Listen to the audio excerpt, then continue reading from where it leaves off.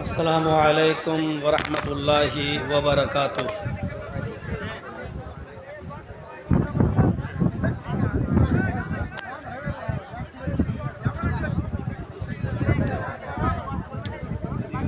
अल्हम्दुलिल्लाह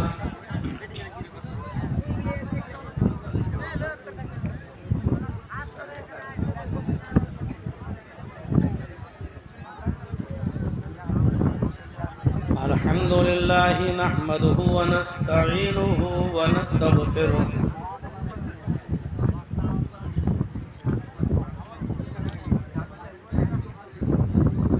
व नऊज़ु बिल्लाहि मिन शुरूरि अनफुसिना व मिन सय्यिआति अअमालिना।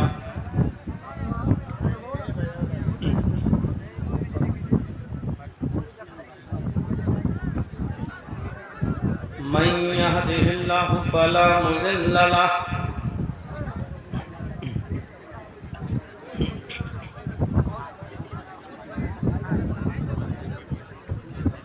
व मन युज़लिलहु फला हादिय लहु।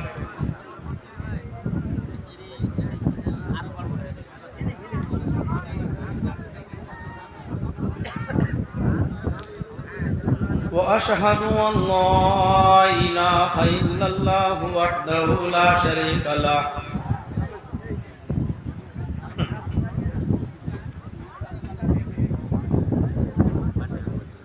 व अशहदु अन्न मुहम्मदन अब्दुहु व रसूलुहु।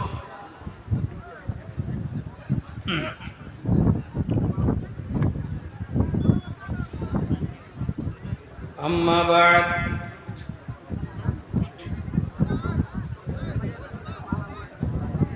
फ़इन्न खैरल हदीस किताबुल्लाह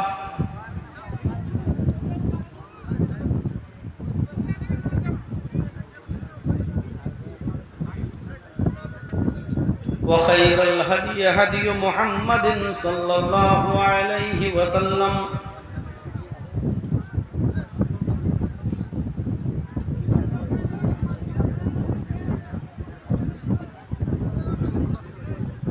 व शर्रल उमूरि मुहदसातुहा व कुल्लु मुहदसतिन बिदअह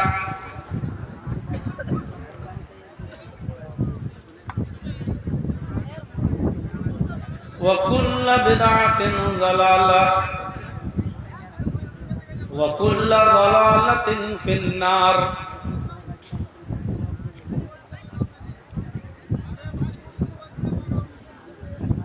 अऊज़ु बिल्लाहि मिनश शैतानिर रजीम। बिस्मिल्लाहिर रहमानिर रहीम। लक़द जाअकुम रसूलुम मिन अनफुसिकुम अज़ीज़ुन अलैहि मा अनित्तुम हरीसुन अलैकुम बिल मुमिनीन रऊफ़ुर रहीम।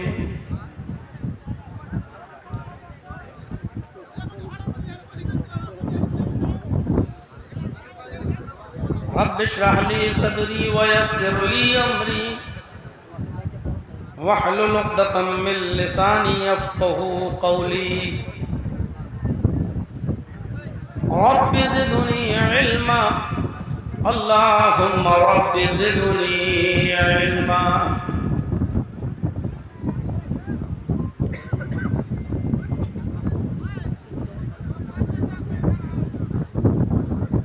स्टेज पर तशरीफ़ फरमा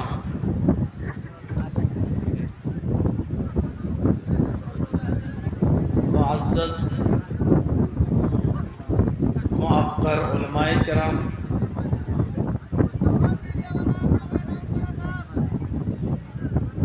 बिलखुसूस इस इजलास के रूह रवां जनाब मौलाना महबूब साहब,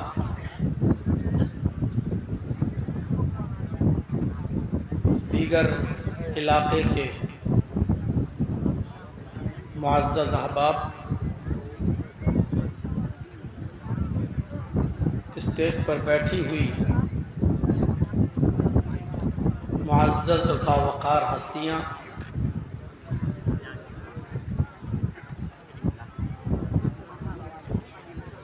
घसिया घाट ज़िला कटिहार और उसके क़ुर्ब जवार से अतराफ़ व अकनाफ़ से आए हुए मुअज़्ज़ज़ सामीन हज़रात, एक तरफ किनारे में बैठी हुई इस्लामी ख़वातीन, पर्दा नशीन, प्यारी माँ और बहनों, कौमों मिल्लत के लायकवर नौजवानों और मुस्तक़बिल के होनहार अज़ीज़ बच्चों, कुछ दिन पहले ऐसा महसूस हो रहा था कि शायद 26 अक्टूबर का ये प्रोग्राम घसिया घाट की सरजमीन पर नहीं हो सकेगा, बल्कि सच कहूँ तो मेरे पास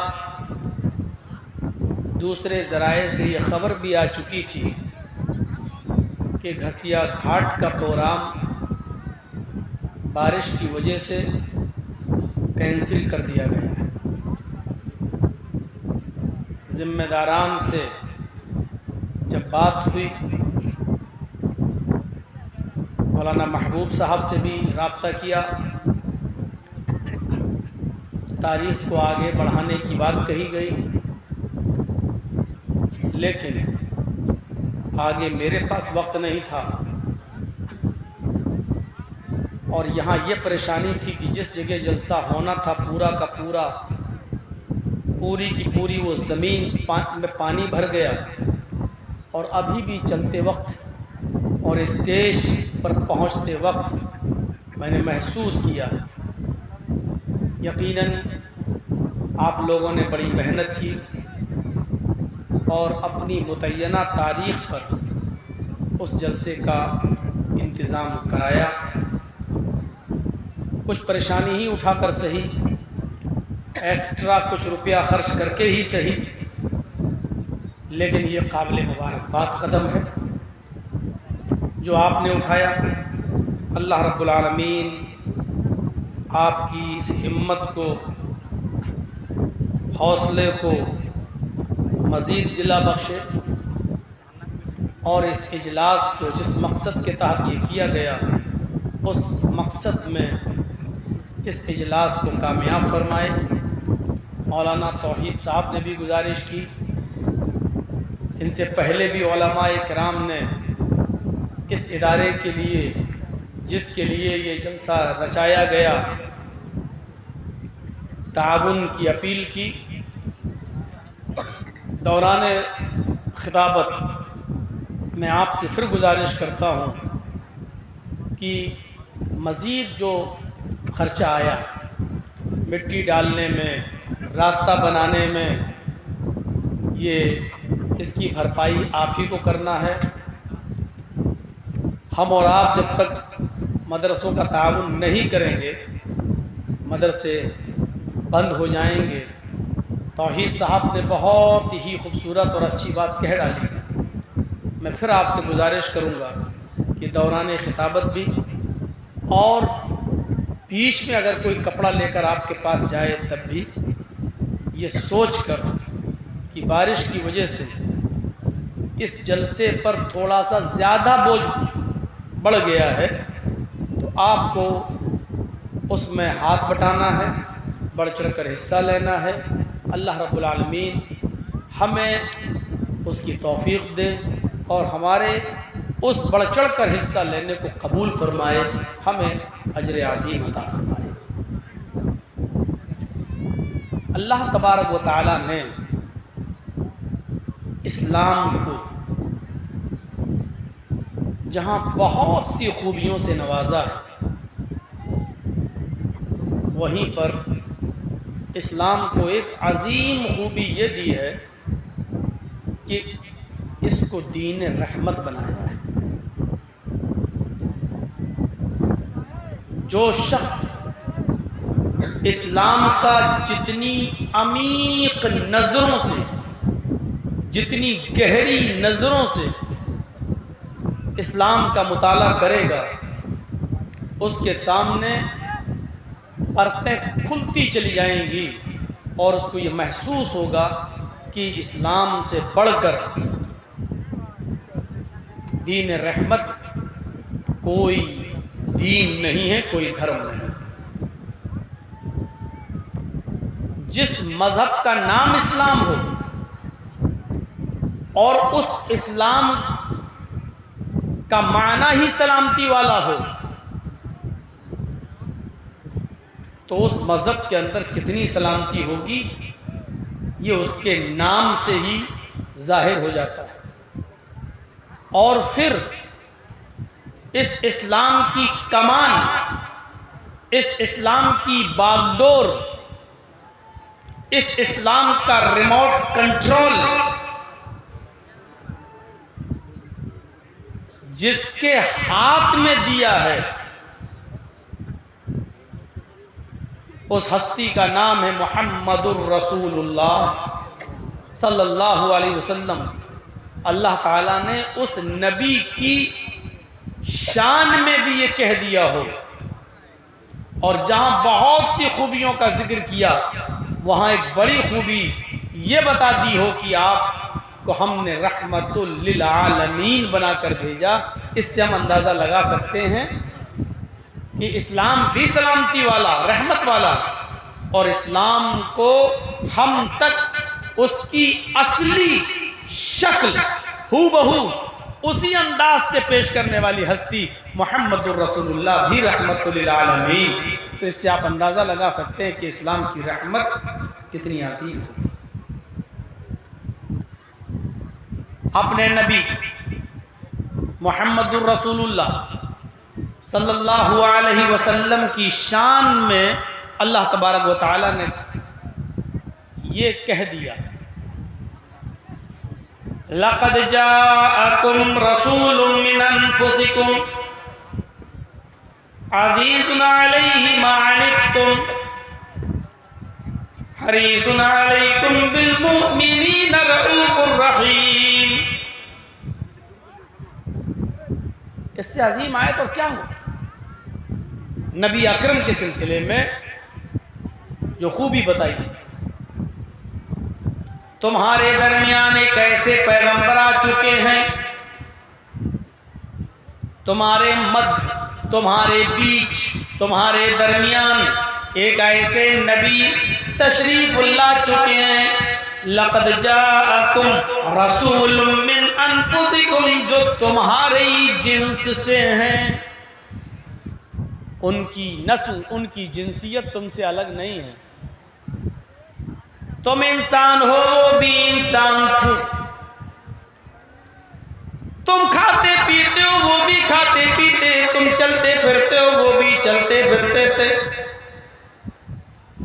तुम शादी और ब्याह करते हो, उन्होंने भी शादी और ब्याह किया। तुम्हारे बीवी बच्चे हैं, उनके बीवी भी बच्चे थे। तुम्हें खुशियां पहुंचती हैं, तुम्हें गम पहुंचते हैं। उनको भी खुशी पहुंचती थी, उनको भी गम पहुंचता था।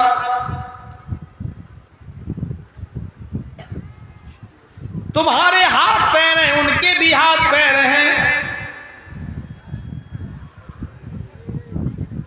अलगर्ज दुनियावी जितनी जरूरियात के तुम मोहताज हो, वो भी दुनियावी उन तमाम जरूरियात के मोहताज। हमने उनको तुम्हारे जिन्स से अलग नहीं किया है। तुम्हारी कास्ट और तुम्हारी बिरादरी से हमने उनको अलग नहीं किया। लक़द जाअकुम रसूलुम मिन अनफुसिकुम, तुम्हारे दरमियान जो पैगंबर तशरीफ लाए, तुम्हारे दरमियान जो रसूल हमने भेजे हैं, वो तुम्हारे ही जिन्स से हैं। उठने में, बैठने में, लेटने में, सोने में, जागने में, खाने में, पीने में, चलने फिरने में, शादियों ब्याह में, दुख और बीमारी और खुशियों गम में सब में वो तुम्हारे ही जिन्स से हैं। अज़ीज़ुन अलैहि मा अनित्तुम हरीज़ुन अलैकुम बिल मुमिनीन। मोमिनों के लिए वो बड़े ही नर्म ख़ुँ हैं, मोमिनों के लिए वो बड़े ही मेहरबान हैं। मोमिनों के साथ उनका रहमो करम कुछ अलग किस्म का है। अज़ीज़ुन अलैहि मा अनित्तुम, तुम्हें जो तकलीफ पहुंचती है वो उस नबी के ऊपर गिरा गुजरती है। मोमिनों के फायदे के बड़े हरीस और मुतमन्नी रहते हैं। तुम्हें जो तकलीफ पहुंचती है वो उनके ऊपर बहुत शाख गुजरती है। तुम्हारे पैर में कांटा चुभता है तो उसका दर्द मुहम्मदुर रसूलुल्लाह अपने दिल में महसूस करते हैं। अज़ीज़ुन अलैहि मा अनित्तुम हरीसुन अलैकुम बिल मुमिनीना रऊफुर रहीम। हाँ, गौर से सुनो, तुम्हें तुम्हारे फायदे के बड़े मुतमन्नी रहते हैं, तुम्हारे फायदे के बड़े हरीस रहते हैं। तुम्हारी तकलीफ उनके ऊपर शाख बनकर गुजरती है। मोमिनों के लिए वो बड़े हरीस हैं, बड़े मुतमन्नी हैं। मोमिनों को किसी चीज़ का नुकसान न पहुँचे इस बात के वो बड़े ख्वाहिशमंद रहते हैं। कुरान करीम ने एक नक्शा खींच दिया है मुहम्मदुर रसूलुल्लाह सल्लल्लाहु अलैहि वसल्लम के बारे में। अज़ीज़ुन अलैहि मा अनित्तुम हरीसुन अलैकुम बिल मुमिनीना रऊफुर रहीम। कितनी चीज़ें बताई गई। पहली चीज़, वो तुम्हारे जिन्स से है, इसमें क्या शक है। हम और आप खाते हैं पीते हैं, वो भी खाते और पीते थे। हम और आप सामान खरीदने बाज़ारों में जाते हैं, नबी अकरम भी बाज़ारों में जाया करते थे। यही तो इख्तिलाफ था अरब के काफिरों में और मुहम्मदुर रसूलुल्लाह के मानने वालों के दरमियान।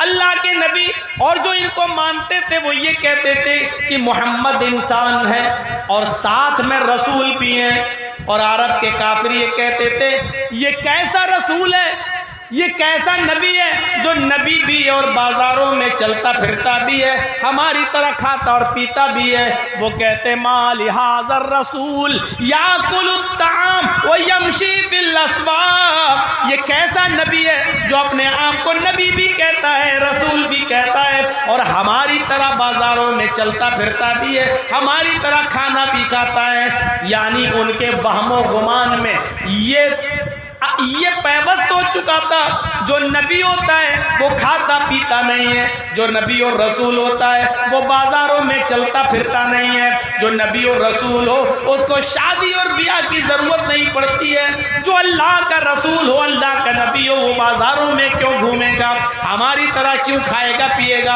हमारी तरह क्यों चलेगा, हमारी तरह शादियां क्यों करेगा, हमारी तरह उसके बच्चे क्यों होंगे। अरब के काफिर यही कहते थे। यहाँ मुहम्मदुर रसूलुल्लाह सल्लल्लाहु अलैहि वसल्लम डंके की चोट पर ऐलान करते थे इन्नमा अना बशरुम मिस्लुकुम, ओ लोगों में तुम्हारी तरह एक इंसान हूँ, मैं तुम्हारी तरह का अल्लाह का एक बंदा हूँ बस, लेकिन अल्लाह ने मुझे रसूल बना कर भेजा है, हम तुम्हारे दरमियान पैगंबर बनकर आए हैं। अल्लाह के नबी ये कहते थे, आपके मानने वाले ये कहते थे, लेकिन अरब के काफिर ये कहते थे माल हाज़र रसूल याकुलु ताम व यमशी फिल अस्वाक। मैं उसको नबी कैसे मान लूँ, मैं उसको रसूल कैसे मान लूँ जो हमारी तरह बाजारों में चलता फिरता है, हमारी तरह खाता और पीता है। नहीं नहीं, हमारी तरह चलने फिरने वाले को और बाजारों में घूमने फिरने वाले को, खाने पीने वाले को हम रसूल कैसे मान लें।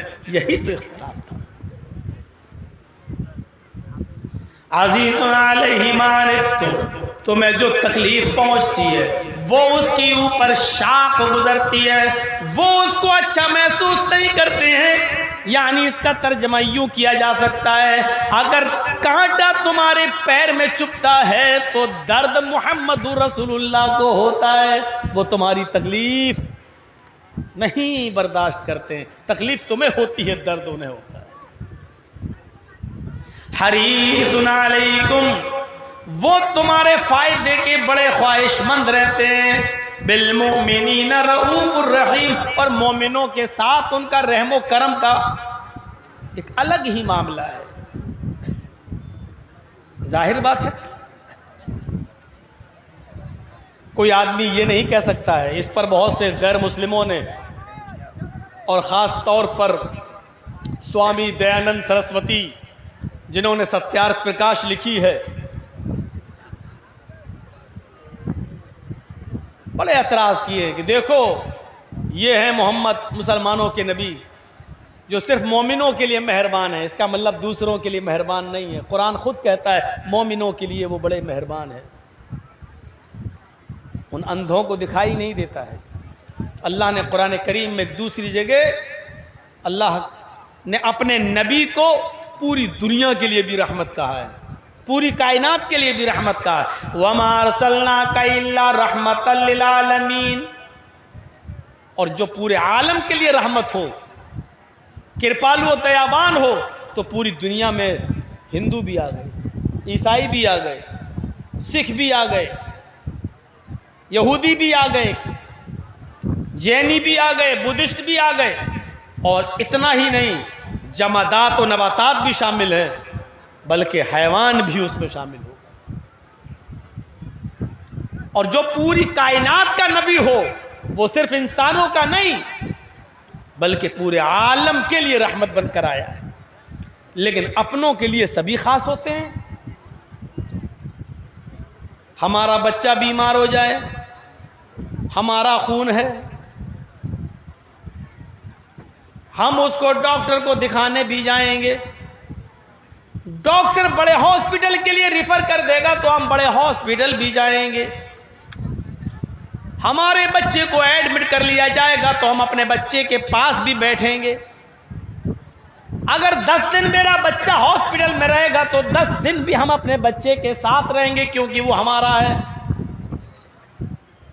अब कोई ये कहे कि जर्जी साहब अपने बेटे से बड़ी मोहब्बत करते हैं, तो इसका ये मतलब तो नहीं है कि हम दूसरों के बेटों से मोहब्बत नहीं करते। अगर हमारे कुरान ने हमारे नबी के बारे में ये कह दिया कि वो मोमिनों के लिए बड़े मेहरबान हैं, तो इसका ये मतलब तो नहीं है कि दूसरों के लिए वो जालिम हो गए। अगर कोई ये कहे कि जरजीत साहब अपने बच्चे से बड़ी मोहब्बत करते हैं, तो इसका ये मतलब तो नहीं है कि मैं दूसरों पर जुल्म करता हूँ या दूसरों के बच्चों से नफरत करता हूँ। हाँ, मोहब्बत आपके बच्चे से भी है, लेकिन अपने बच्चे से जो ख़ास मोहब्बत होगी वो दूसरे के बच्चे से उतनी ख़ास नहीं होगी। आपका बेटा बीमार होगा, हम देखने जा सकते हैं, 10, 15, 20 मिनट, आधा घंटा, 1 घंटा हम आपको टाइम भी दे सकते हैं। आपके पास अगर पैसों की कमी है और इलाज में पैसा चाहिए, 2, 4, 5, 6 हज़ार रुपए से हम आपकी मदद भी कर सकते हैं। लेकिन अपने बच्चों को हम बीमार हो जाए तो पैसा भी खर्च करेंगे, टाइम भी देंगे। 8-10 दिन हॉस्पिटल में रहना पड़े तो हम उधर भी रहेंगे, क्योंकि वो हमारा अपना है। तो अपनों के साथ कुछ खास मामला होता है। तो यहाँ अल्लाह ने जो कहा है कि हरीसुन अलैकुम बिलमुमिनीना रऊफुर रहीम, तो यहाँ बे को तखसीस के माना में लिया जा सकता है, यानी वो मोमिनों के साथ उनकी मोहब्बत, उनकी रहमत कुछ खास है, कुछ खास है। यानी ये नहीं कहा जा सकता कि दूसरों के साथ मोहब्बत नहीं है, दूसरों से के ऊपर भी वो रहम करते हैं और दूसरों के लिए भी रहमत बनकर आए हैं, लेकिन अपनों के साथ उनकी रहमत खास है, होता है। और हर जगह देखा गया है इस बात को, कोई बुरा नहीं मान सकता इस बात में। जो अपनों से, अपनों के लिए जो तखसीस होगी हमारी, वो गैरों के लिए नहीं हो सकती है। लेकिन इसका यह मतलब निकालना कि हम दूसरों के ऊपर जालिम हैं, तो यह गलत होगा। अल्लाह के नबी जनाब मोहम्मद रसूलुल्लाह सल्लल्लाहु अलैहि वसल्लम ने हमेशा ये चाहा है कि उम्मत के ऊपर कभी कोई ऐसी चीज मुसल्लत ना हो जाए कि मेरी उम्मत उस काम को कर न सके और फिर कयामत के दिन वो जहन्नम के अंदर दाखिल कर दी जाए, इसलिए आप बचते थे।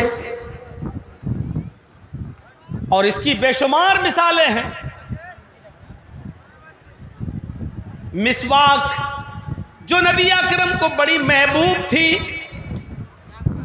हर नमाज से पहले आप मिसवाक किया करते थे, यहां तक कि मिसवाक आपके कान में लगी रहती थी।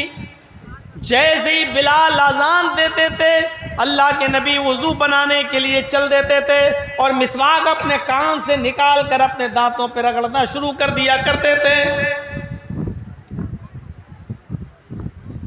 मिसवाक की अहमियत का अंदाजा भी इस बात से लगा सकते हैं कि अल्लाह के नबी सल्लल्लाहु अलैहि वसल्लम की आवाज़ जब बंद हो गई, इंतकाल का वक्त करीब हो गया, आपकी सांस रुकने वाली है, आखिरी दिन है, फजर और जोहर की नमाज का बीच का वक्त था।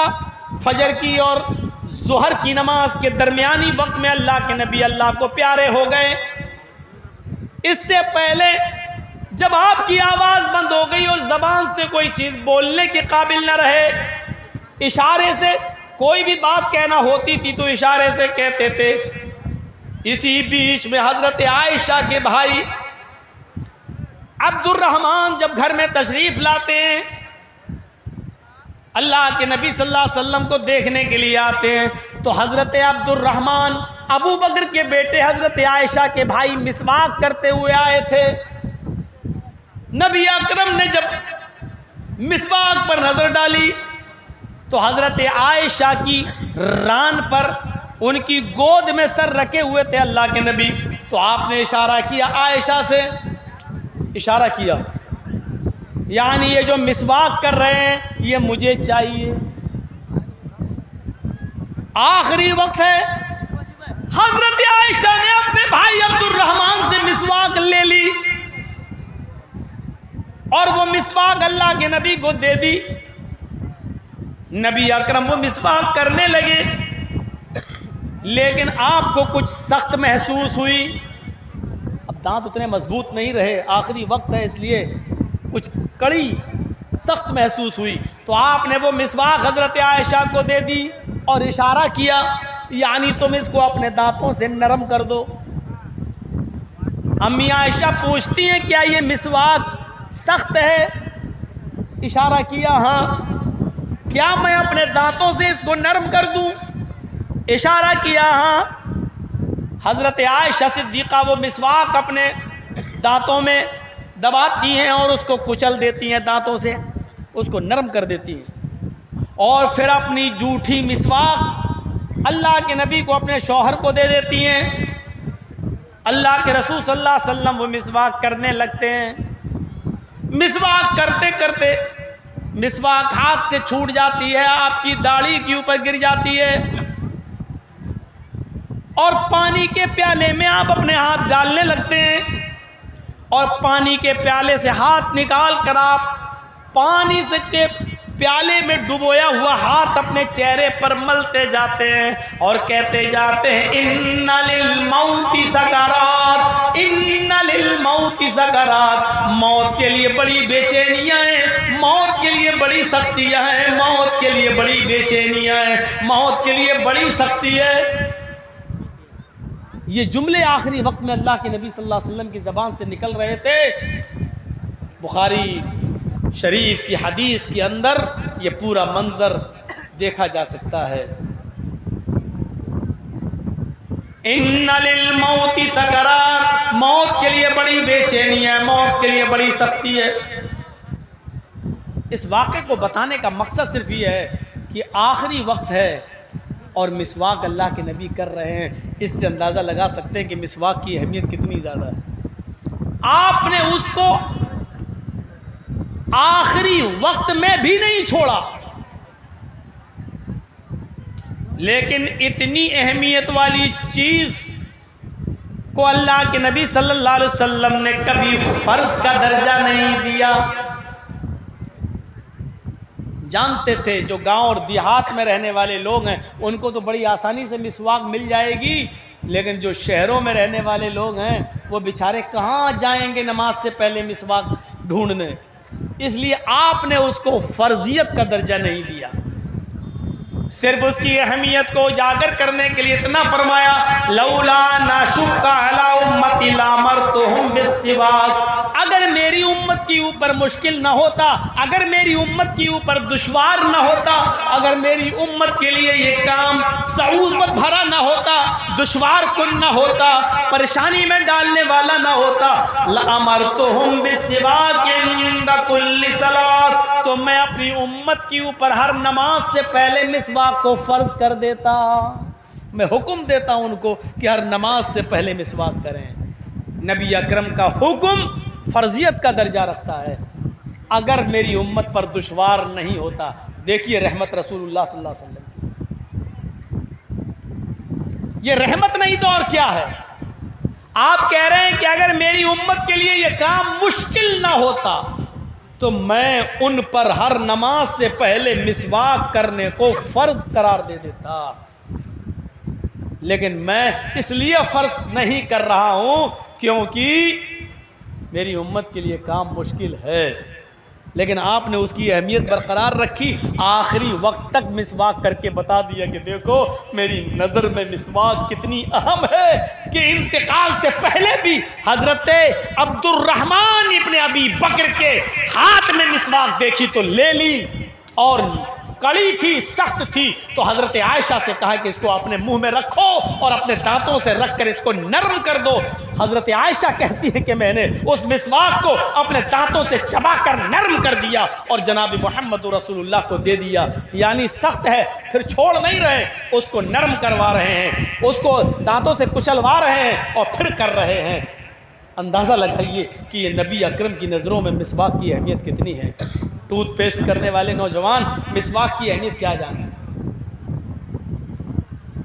और मिसवाक की अहमियत इतनी है तो कुछ लोगों ने गुलू भी कर दिया और ऐसी ऐसी ज़ईफ़ और मौजू और मनगढ़ंत हदीसें गढ़ डाली हैं कि मिसवाक करके नमाज पढ़ने से 70 गुना ज़्यादा सवाब मिलता है।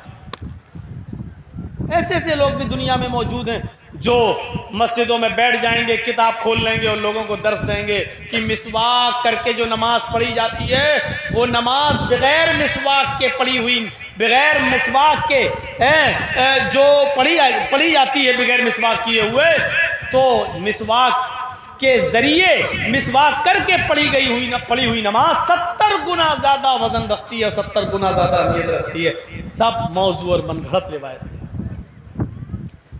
मिसवाक की अहमियत है, इसका इनकार नहीं, लेकिन मिसवाक के बारे में अल्लाह के नबी सल्लल्लाहु अलैहि वसल्लम ने फरमाया, लौला अन्ना शुक्का अला उम्मती लामरतुहुम बिस्सिवाक, इंदा कुल्ले वुजू भी आया, इंदा कुल्ले सलात भी आया, इंदा कुल्ले मस्जिद भी आया।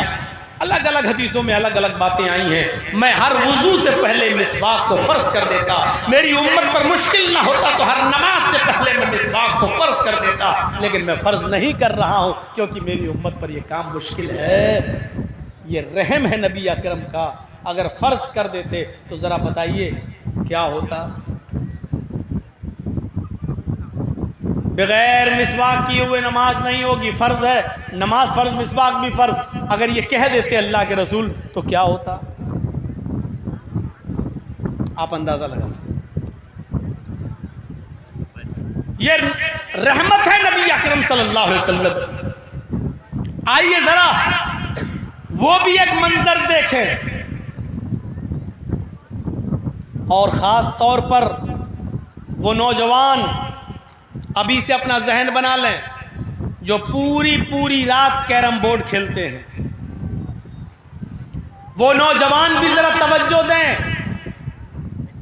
जो पूरी रात लाइटें जलाकर पूरे मैदान में और क्रिकेट मैच खेलते हैं,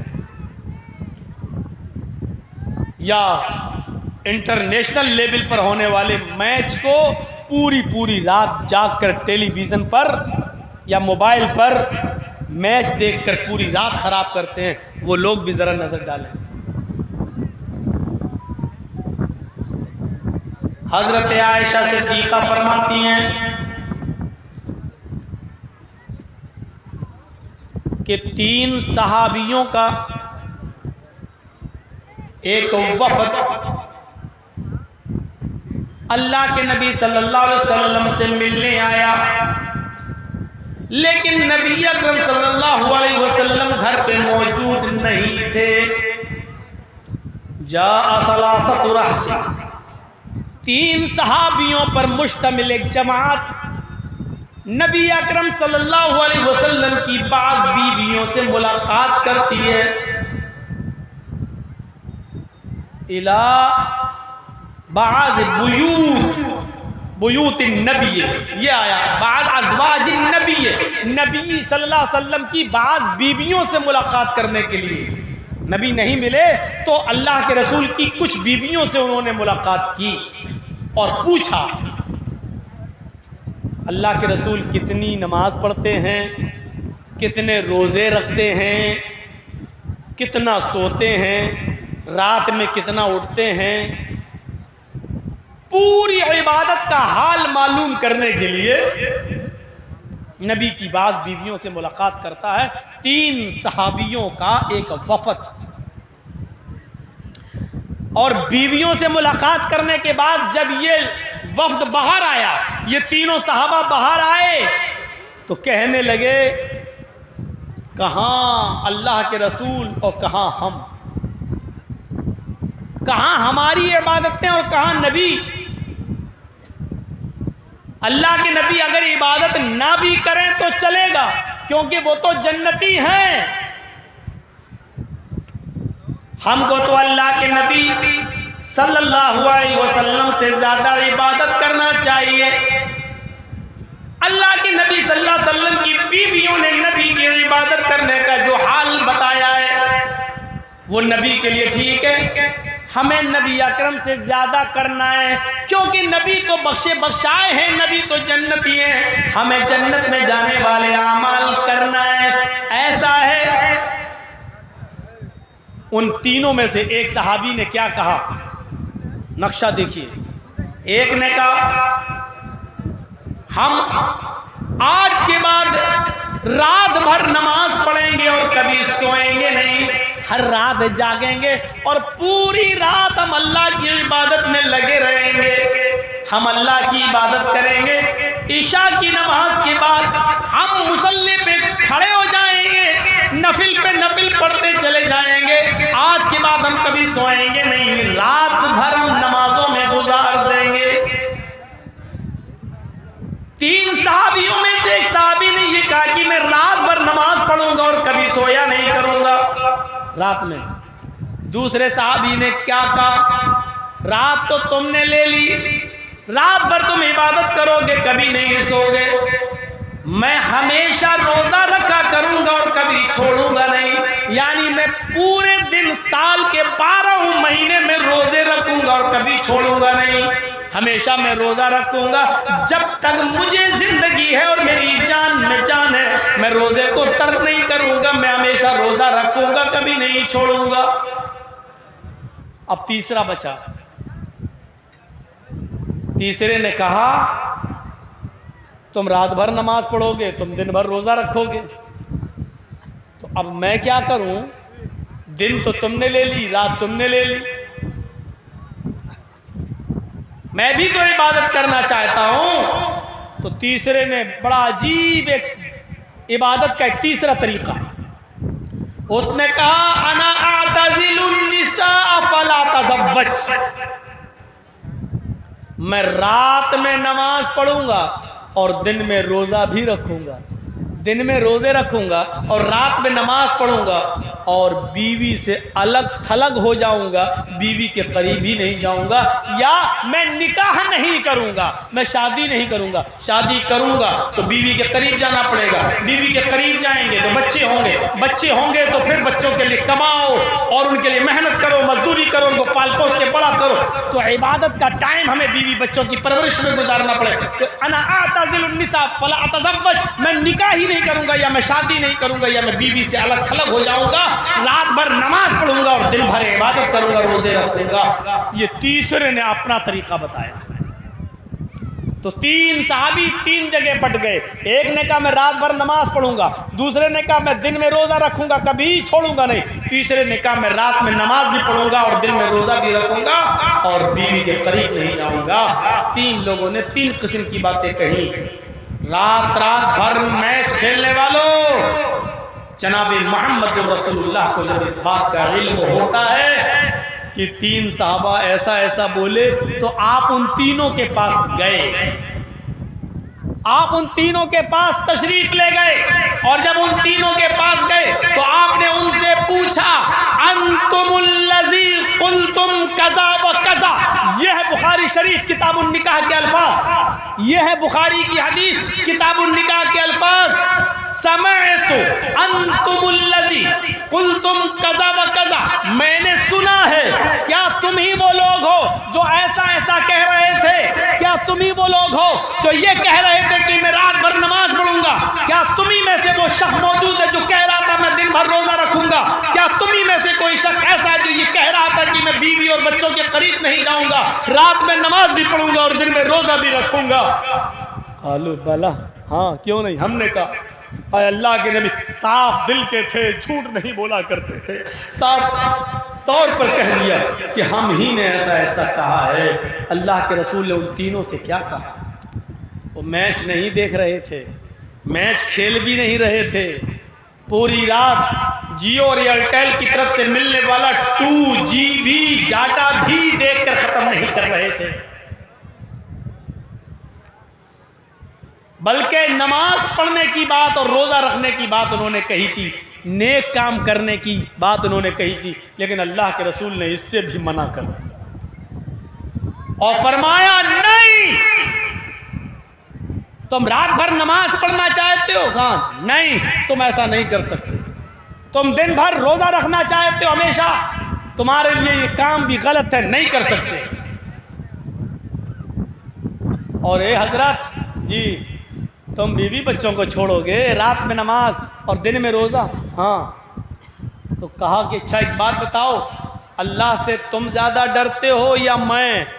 साहबा बोले अल्लाह के नबी हम कहाँ, आपसे ज़्यादा कौन अल्लाह से डरने वाला होगा? आप ज़्यादा डरते हैं। अल्लाह का खौफ तुम्हें ज़्यादा है या मुझे? नहीं, आपको ज़्यादा है। तक़वा तुम्हारे अंदर ज़्यादा है या मेरे अंदर? नहीं, आप ही के अंदर है।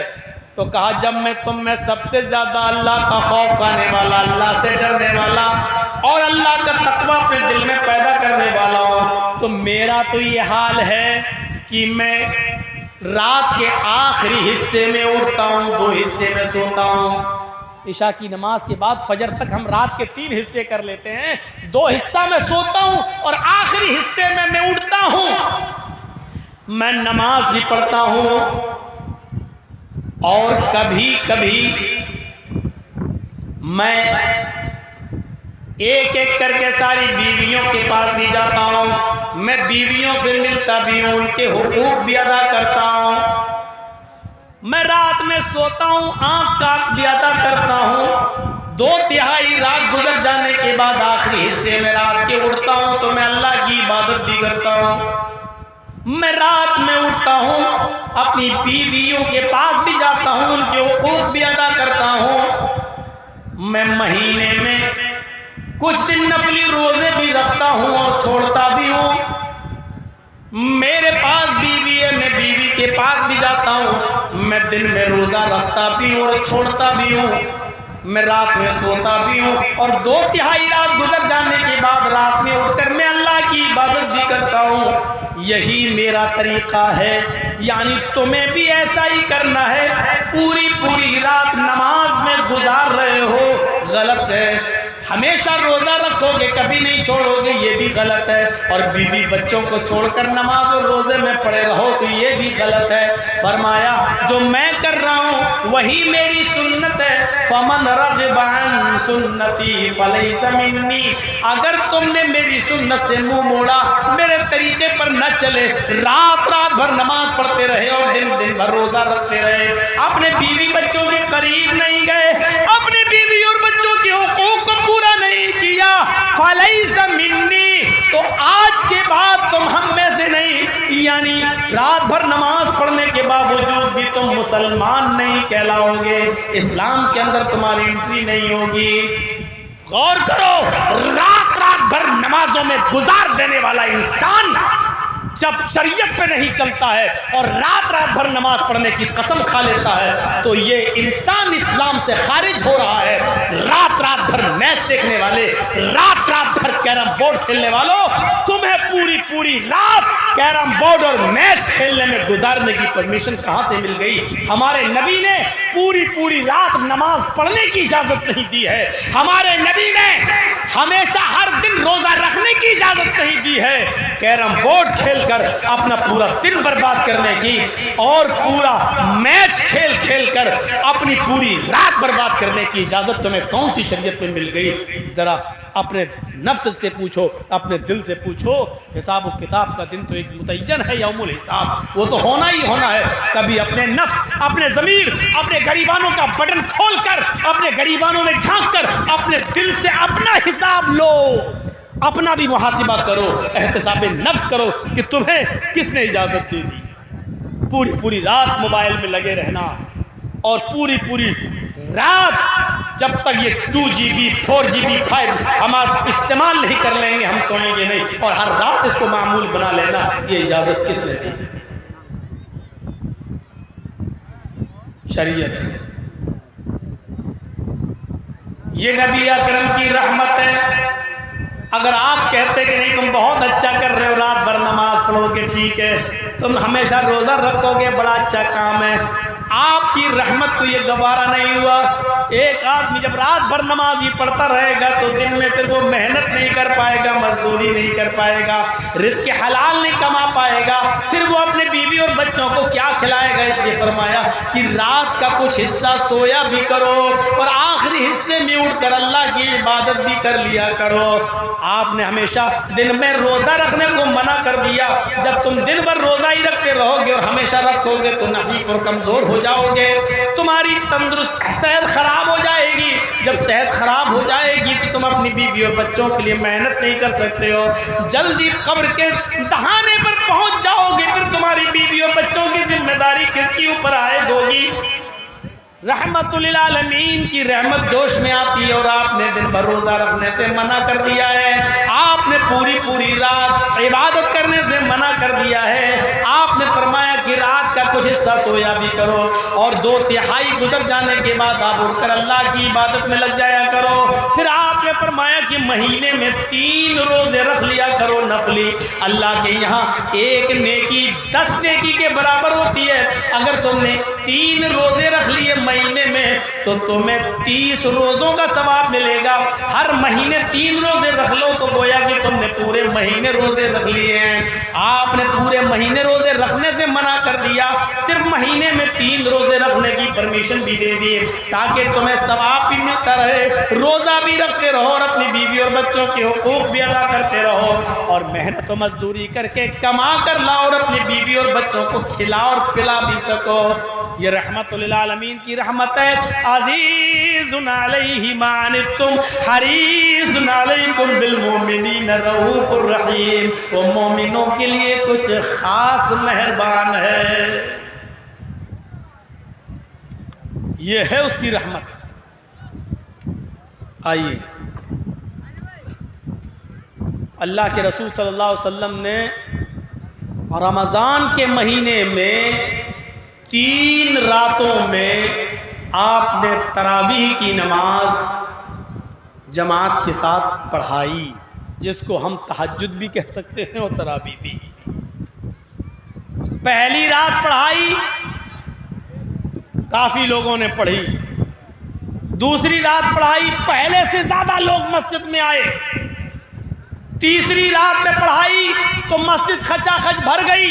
चौथी रात अल्लाह के रसूल नहीं आए बल्कि अपने हुजरे से खबर भिजवा दी कि जिसको भी ये नमाज पढ़ना है अलग अलग पढ़ ले, या 2, 4, 5, 6 लोग जमा होकर एक को इमाम बना लें और वो उनको नमाज पढ़ा दे। जिसको पढ़ना हो अपने घर में भी पढ़ सकता है, मैं नहीं पढ़ाऊंगा। सुबह जब अल्लाह के नबी वापस आए, लोगों ने कहा अल्लाह के रसूल, अच्छा लग रहा था जब आप जमात के साथ तरावीह की नमाज पढ़ा रहे थे, हम चाहते हैं कि आप नमाज जमात के साथ इसको पढ़ाते रहें और पूरे रमज़ान के महीने में जमात के साथ तरावी की नमाज का एहतमाम करें। हम आपके पीछे नमाज अदा करना चाहते हैं। अल्लाह के नबी सल्लल्लाहु अलैहि वसल्लम ने फरमाया, मैं कल की रात भी निकलना चाहता था, मैं चाहता था कि कल पढ़ाऊं, लेकिन कल मैं इसलिए नहीं आया कि जब मैंने देखा कि पहली रात हमने तरावी पढ़ाई तो तुम्हारी तादाद में अच्छा खासा इजाफा था, दूसरी रात में जब मैंने नमाज पढ़ाई तो तुम्हारी तादाद में और मजीद इजाफा हो गया, जब तीसरी रात मैंने तरावी पढ़ाई तो पूरी की पूरी मस्जिद खचाखच भर गई। मुझे डर महसूस हुआ ऐसा ना हो कि मेरा यह अमल अल्लाह रब्बुल आलमीन देखकर जिब्राइल अमीन को भेज दे और ये नमाज हमारे ऊपर फर्ज न कर दी जाए, हमारे जरिए ये हुक्म नाफिज न करवा दे अल्लाह ताला कि आज के बाद ये नमाज तुम्हारे ऊपर, तुम्हारी उम्मत के ऊपर ये नमाज फर्ज कर दी गई। मुझे फर्ज इस बात का डर लगा ये नमाज का ये फर्ज न कर दी जाए, जिब्राइल अमीन अल्लाह की तरफ से फर्जियत का ऐलान लेके ना जाए कि अल्लाह ताला ने आपकी उम्मत पर ये नमाज तरावी को फर्ज कर दिया है। मुझे डर लगा इसलिए मैं नहीं आया। मेरे भाइयों, नबी अकरम ने 3 रात नमाज पढ़ाई और जमात के साथ पढ़ाई, लेकिन चौथी रात में आप नहीं आए, चौथी रात में आप नहीं आए। वजह क्या बताई? मुझे डर लगा कि कहीं ये नमाज अल्लाह ताला मेरी उम्मत पर फर्ज ना कर दे। अगर मेरी उम्मत पर ये नमाज फ़र्ज़ कर दी जाए और फिर मेरी उम्मत ना पढ़ पाए तो जहन्नम के करीब चली जाएगी। ये नबी अकरम की रहमत का तकाजा देखिए कि आप चौथी रात नमाज पढ़ाने ही नहीं निकले। क्यों? क्योंकि डर लगने लगा कि कहीं फ़र्ज़ ना हो जाए। मेरी उम्मत पर नबी अकरम का चौथी रात में ना निकलना रहमत है उम्मत के लिए। फ़र्ज़ हो जाती तो क्या होता? मिसवाक फ़र्ज़ हो जाती तो क्या होता?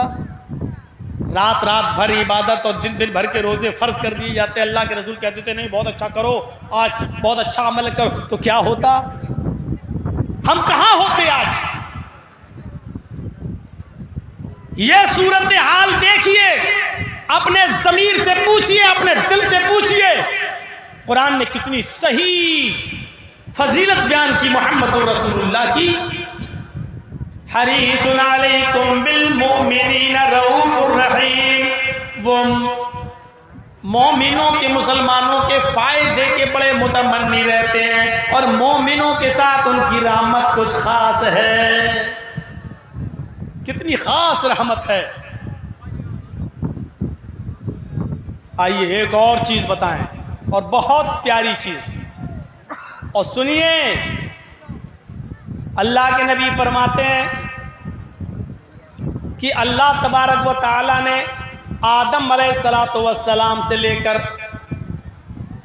मुहम्मदुर रसूलुल्लाह तक, मुझ तक सारे नबियों को जब भी इस दुनिया में भेजा तो उनको एक इख्तियारी दुआ दी। इख्तियारी दुआ समझते हो?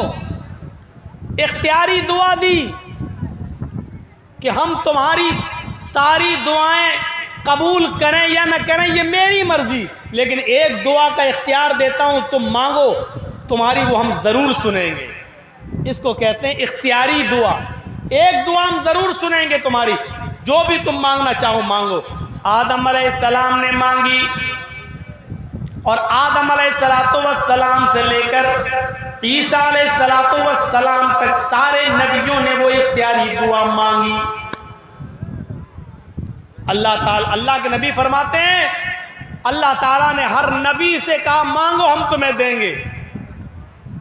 सारे नबियों ने जल्दी कर ली। अल्लाह ताला ने दुनिया में इख्तियार दिया था कि मांगो, एक दुआ हम तुम्हारी जरूर सुनेंगे, तुम्हारी मर्जी जो मांगोगे हम तुम्हें देंगे। सारे नबियों ने मांग ली। जब मुझे नबी बनाकर दुनिया में भेजा तो अल्लाह ताला ने एक इख्तियारी दुआ मुझे भी दी। हाय मोहम्मद सल्लल्लाहु अलैहि वसल्लम, मांग लीजिए आप भी दुनिया में क्या मांगना चाहते हैं, आपको भी इख्तियार है। मैंने सारे नबियों को एक इख्तियारी दुआ दी और उनकी सुनी, उनको इस दुनिया में नवाजा। आपको बताइए क्या चाहिए। अल्लाह के नबी ने इसका जिक्र हजरत आयशा सिद्दीका से किया कि अल्लाह ताला ने आज मुझे इख्तियारी दुआ दी है। हजरत आयशा खुश हो जाती हैं और कहती हैं, अय अल्लाह के नबी मौका अच्छा है, आए मेरे प्यारे शोहर मौका बड़ा अच्छा है। जब अल्लाह ने इख्तियारी दुआ दी है तो आप अल्लाह से सोना मांग लो, चांदी मांग लो, ऐसी चीज मांग लो कि हमें जिंदगी भर पेट पे पत्थर न बांधना पड़े, हमें फाके ना करना पड़े, हमें मुसीबतें न झेलना पड़े। अल्लाह के नबी फरमाते हैं कि अगर मैं उस मौके पर अल्लाह से ये कहता कि अल्लाह इस ओहद पहाड़ को मेरे लिए सोने का पहाड़ बना दे, जहां मैं चलना चाहूं चलूं और ये पहाड़ भी मेरे साथ चले, तो अल्लाह ताला मेरे लिए उस ओहद पहाड़ को भी सोने का बना देता। काबे के रब की कसम, जहां मैं चलता वो पहाड़ भी सोने का मेरे साथ साथ चलता। मेरी बीवी आयशा मुझसे कह भी रही थी कि अल्लाह के नबी आए मेरे प्यारे शौहर, जब अल्लाह ने इख्तियार दिया ही है तो मांग लो, क्यों नहीं मांगते हो। फख्तबातु, लेकिन मैंने वो दुआ नहीं मांगी, मैंने उस दुआ को छिपा लिया। सारे नबियों ने जल्दी की लेकिन मैंने जल्दबाजी नहीं की। अल्लाह ने इख्तियार दिया, मांग लो। मैं चाहता तो ओहद पहाड़ भी मेरे लिए सोने का बन जाता, जहां मैं चलता पहाड़ मेरे साथ साथ चलता। मैं जो मांगता अल्लाह मुझे देता, लेकिन मैंने नहीं मांगा। फिर हजरत आयशा कहती हैं, आप मांग नहीं रहे, लेकिन इस दुआ को आखिर जब आपको हक दिया है तो नहीं मांगेंगे। अल्लाह के नबी फरमाते हैं, मांगूंगा लेकिन दुनिया में नहीं। इख्तबा तो दावती आयशा, मैंने अपनी दुआ को छिपा लिया है, मैं आज इस दुआ को नहीं मांगूंगा। मुसलमानों गौर करो, आए खसिया घाट के इस बड़े मैदान में जमा होकर सुनने वालों सुनो। हजरत आयशा ने पूछा, फिर इस दुआ को आप कब मांगेंगे।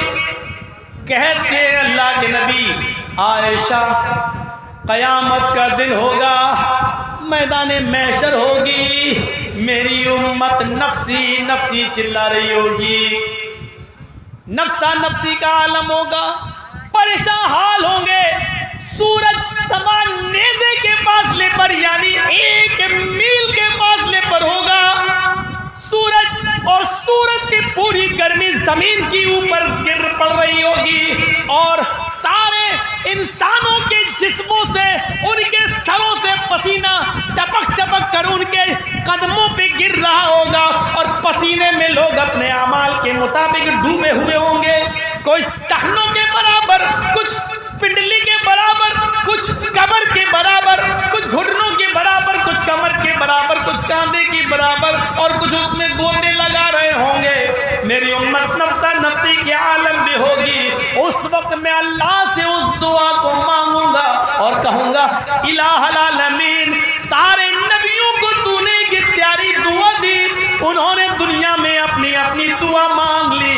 अल्लाह मेरा भी हक था, अल्लाह मुझे भी एक दुआ मांगने का हक था, और तूने मुझे, मैंने दुनिया में कुछ नहीं मांगा, मेरी वो दुआ बाकी है। आय अल्लाह आज मुझे हक दे, आज मुझे इजाजत दे कि मैं दुआ मांगू। आय अल्लाह मेरी दुआ तू सुन ले।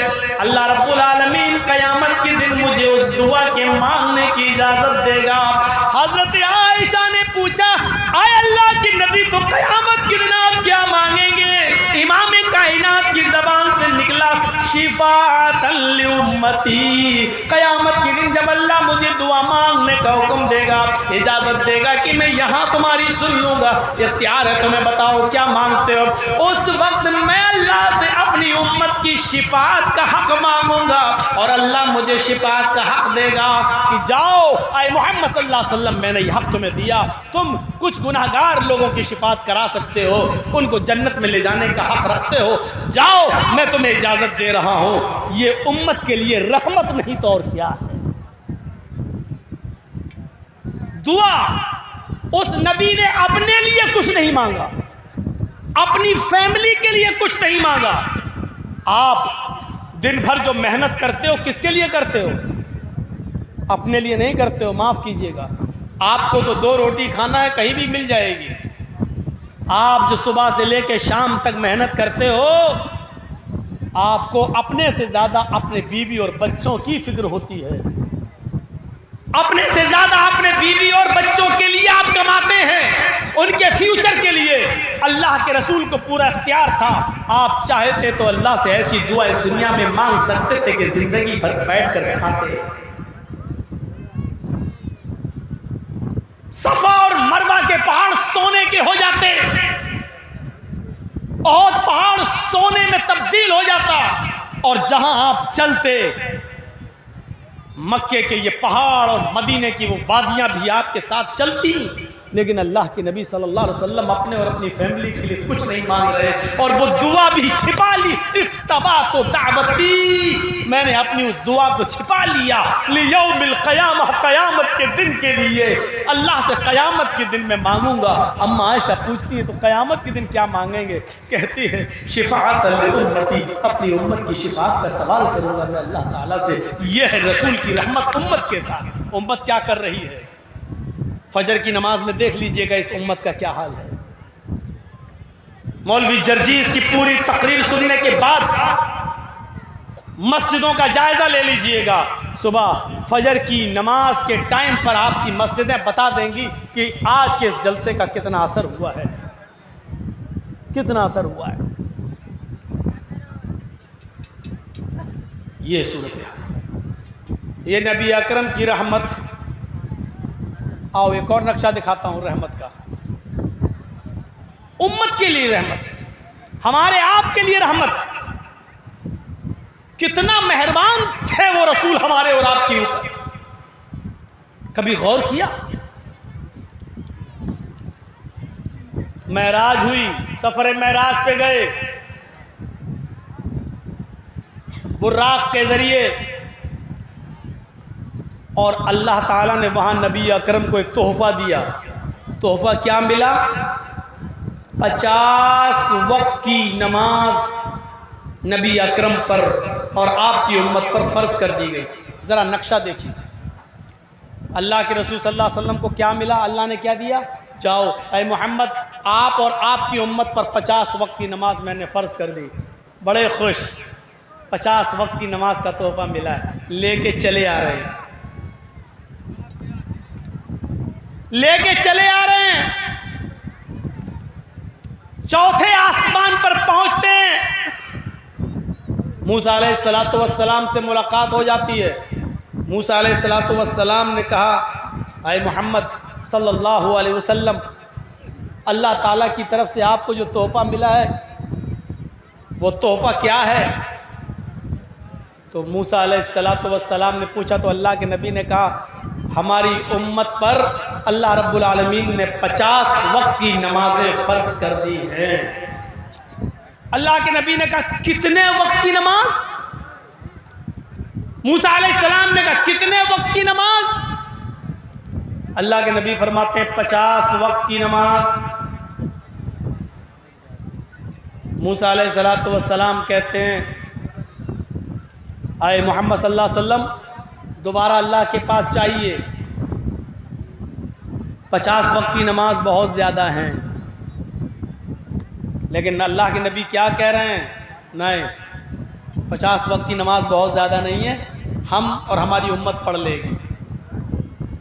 फिर मूसा अलैहिस्सलाम ने यह एक जुमला कहा जो हदीस की किताबों में इस तरीके से दर्ज है, इन्ना उम्मतक ला तुतीख, मोहम्मद आप पढ़ लेंगे, आपकी उम्मत 50 वक्त की नमाज नहीं पढ़ सकती।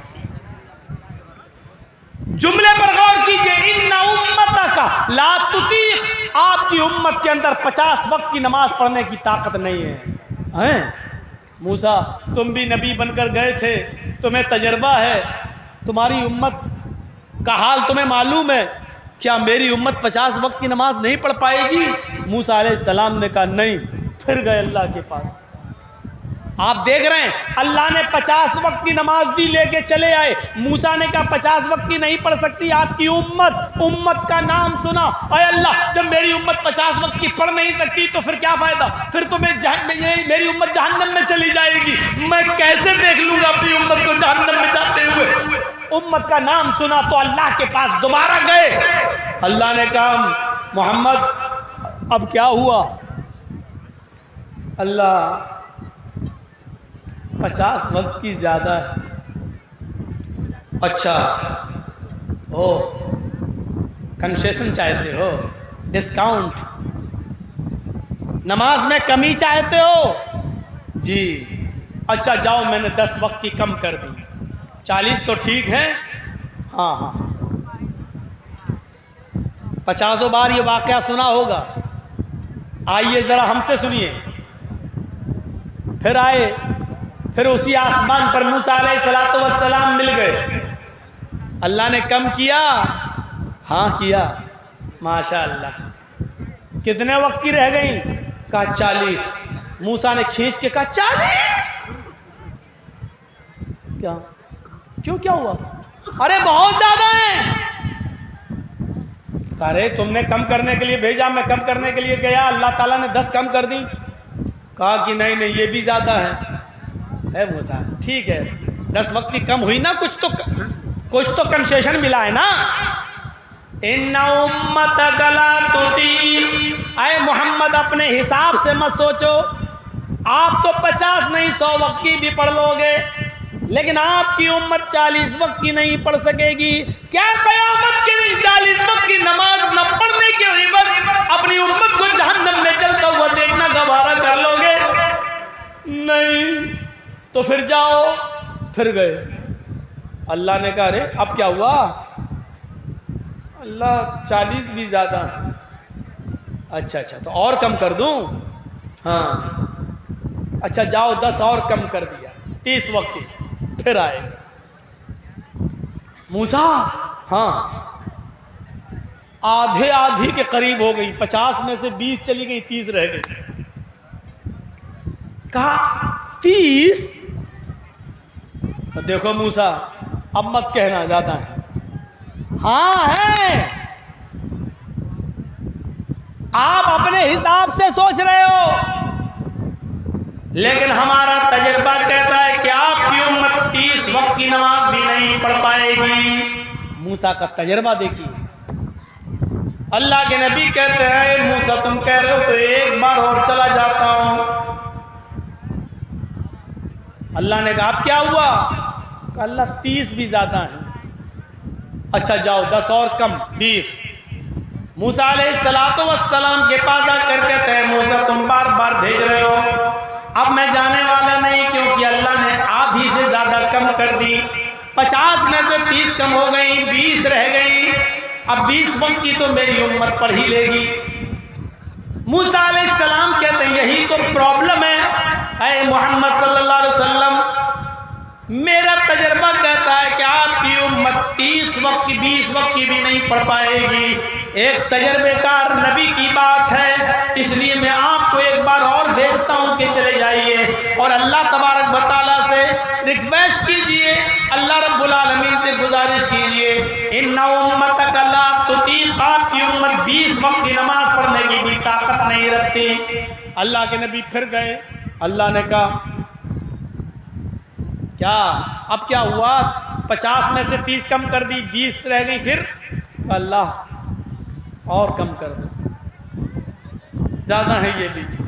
अच्छा जाओ 10 और कम कर दी, 10 रह गई। अब आए मूसा अलैहिस्सलातु वस्सलाम ने पूछा कितनी रह गई?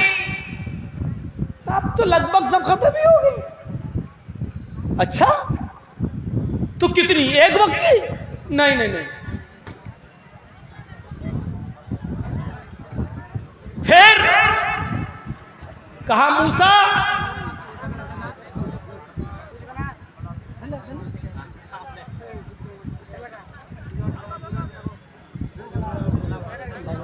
उसको उधर जाके छोड़ दो।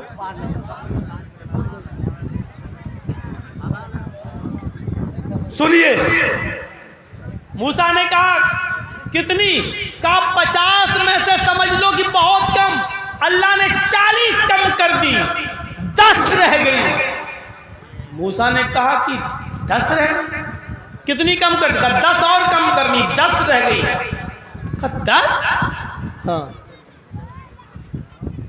ए मूसा अब मत भेजना, 50 में से 40, 40 से 30, 30 से 20, 20 से 10, अब मैं जाने वाला नहीं हूं। मूसा अलैहिस्सलाम ने यहाँ कहा, आए मोहम्मद, फिर आप अपने हिसाब से सोच रहे हैं, मैं आपको कैसे बताऊं? मेरी बात सुनिए। अल्लाह ताला ने मेरे ऊपर सिर्फ 2 वक्त की नमाज फर्ज की थी, सुबह और शाम। आप कह रहे हैं 10 वक्त की अल्लाह ने कर दी, और आप कह रहे हैं आपकी उम्मत 10 वक्त की नमाज पढ़ लेगी। मुझसे सीखो, मेरी उम्मत से सीखो। मेरी उम्मत 2 वक्त की नमाज भी नहीं पढ़ सकी, आपकी उम्मत 10 वक्त की कैसे पढ़ लेगी? इन्ना उम्मतक ला तुतीक, 10 वक्त की नमाज पढ़ने की ताकत नहीं है आपकी उम्मत के अंदर। जाइए, एक बार और जाइए, अल्लाह रब्बुल आलमीन कम कर देगा। और सुनो, 10 कम हो रही हैं, 10 और कम हो जाएंगी तो कुछ बचेगा ही नहीं। मूसा 10 खत्म कर देगा, फिर कुछ बचेगा ही नहीं, तो फिर तोहफे का फायदा क्या? अरे जाओ तो अल्लाह बड़ा गफूर रहीम है, बड़ा मेहरबान है। गए, अल्लाह ने कहा मोहम्मद अब क्या हुआ? अब तो 10 कर दी। अल्लाह के नबी ने अब नाम ले दिया। पढ़िए सुनन बैहकी, इमाम बैहकी की। अल्लाह, मूसा कह रहा मेरी उम्मत पर 2 वक्त की नमाज फर्ज थी, मेरी उम्मत 2 वक्त की नहीं पढ़ पाई, तो आपकी उम्मत 10 वक्त की कैसे पढ़ेगी? अल्लाह और कम कर दे। अल्लाह ने कहा मोहम्मद सल्लल्लाहु अलैहि वसल्लम जाओ, अरे मोहम्मद मैं तुम्हारी 10 नमाजों में से 5 और कम कर देता हूं। अब 5 वक्त की नमाज तुम पर और तुम्हारी उम्मत पर फर्ज है। जाओ ये तोहफा लेके जाओ। फिर आए मूसा अलैहिस्सलाम मिल गए। मूसा ने कहा कितना कम हुआ? अब मैं नहीं बताऊंगा। क्यों, क्या हुआ? फिर तुम भेजने की बात करोगे, और अब मैं जाऊंगा नहीं। क्यों? तादाद तो बताओ कितनी? का 5। का ये भी ज्यादा ना, बनी रहने दीजिए, अब नहीं जाऊंगा। अरे मेरी उम्मत 2 वक्त की नहीं पढ़ पाई, आपकी उम्मत 5 वक्त पढ़ लेगी। मैं मेहनत करूंगा, फजीलत बयान करूंगा, लेकिन अब मैं बार बार नहीं जाऊंगा। एक बार और चले जाओ मोहम्मद। यहां अल्लाह के रसूल कसम खा लेते हैं, मूसा मुझे कसम है अपने रब के इज्जत और जलाल की, अब नहीं जाऊंगा। मुझे बार बार जाने में शर्म आ रही है, कितनी बार जाकर कम कराऊं? नहीं। जैसे यहां कसम खाई, मुझे बार बार अपने रब के पास जाने में शर्म आती है, कितनी कम कराऊं? खैर से आवाज आती है, मोहम्मद तुम मुझसे शर्मा गए। आए मोहम्मद तुम मेरी रहमत से ना उम्मीद हो गए। अगर तुम एक बार और चले आते मेरे पास, तो कसम में मुझे अपने इज्जत और जलाल की, कसम में मुझे अपने किबरियाई की, मैं तुम्हारी नमाजों में और कमी कर देता और तखफीफ कर देता, लेकिन तुम शर्मा गए और तुमने कसम खाकर कह दिया कि कसम में मुझे अपने रब के इज्जत और जलाल की, अब नहीं जाऊंगा। तो मुझे भी कसम है कि अब मैं 5 से कम नहीं करूंगा। अपनी किबरियाई की मैंने 5 वक्त की नमाज तुम्हारे ऊपर अब फर्ज कर दी। मूसा अलैहिस्सलाम कहते हैं ले चले जाते ना, एक बार कम हो जाती ना, हमको क्या मालूम था। अच्छा, कितने लोग यहाँ खुश हो रहे होंगे और ये भी सोच रहे होंगे कि अल्लाह के रसूल काश एक बार और चले गए होते तो कितना अच्छा होता। इतनी बार चले गए, एक बार और चले जाते तो कितना अच्छा होता। 2 वक्त की रह जाती, सुबह उठ जाओ पढ़ लो, शाम को सोने से पहले पढ़ लो, दिन का झमेला खत्म। लेकिन हकीकत है ये मूसा का तजर्बा, मूसा की उम्मत 2 वक्त की नहीं पढ़ पाई। ये इस बात की दलील है कि पढ़ने वाले 5 वक्त की नमाज पाबंदी के साथ पढ़ रहे हैं, और 5 वक्त की पाबंदी के साथ पढ़ने के साथ साथ वो तहज्जुद भी पढ़ लेते हैं और ना पढ़ने वाले 2 वक्त की और 3 वक्त की तो छोड़ो, जिसको नहीं पढ़ना वो जुमे तक की नमाज उसको नसीब नहीं होती है, ईद और बकरीद भी नहीं। इसका मुशाहिदा करके अपने समाज में आप देख लो, क्या 5 वक्त की नमाज पढ़ने वाले लोग मौजूद नहीं है? नमाज से पहले मस्जिद में, अजान से पहले मस्जिद में जाने वाले लोग भी मौजूद हैं, और 5 वक्त की नमाज के साथ साथ वो तहज्जुद की नमाज भी पढ़ लेते हैं। लेकिन यकीन जानिए मेरे भाइयों, अल्लाह की कसम, ऐसे लोग भी मौजूद हैं कि जिसको 2 टाइम नहीं पढ़ना तो वो जुमे तक की नमाज से महरूम है और जुमा तक उसको नसीब नहीं होता है। अपनी अपनी किस्मत है, अपनी अपनी किस्मत मेरे भाइयों। जबकि नमाज का मामला ये है कि ये किसी भी हाल में माफ नहीं है, किसी भी हाल में माफ नहीं है। गुंजाइश है, रियायत है, लेकिन माफ नहीं है। कंडीशन में तब्दीली है, लेकिन माफ नहीं है। अगर खड़े होकर पढ़ने की ताकत नहीं है तो बैठ कर पढ़ो, लेकिन पढ़ना है। बैठकर पढ़ने की ताकत नहीं है तो लेट के पढ़ो, लेकिन पढ़ना है। करवटें नहीं बदल पा रहे हो, इधर उधर नहीं घूम पा रहे हो,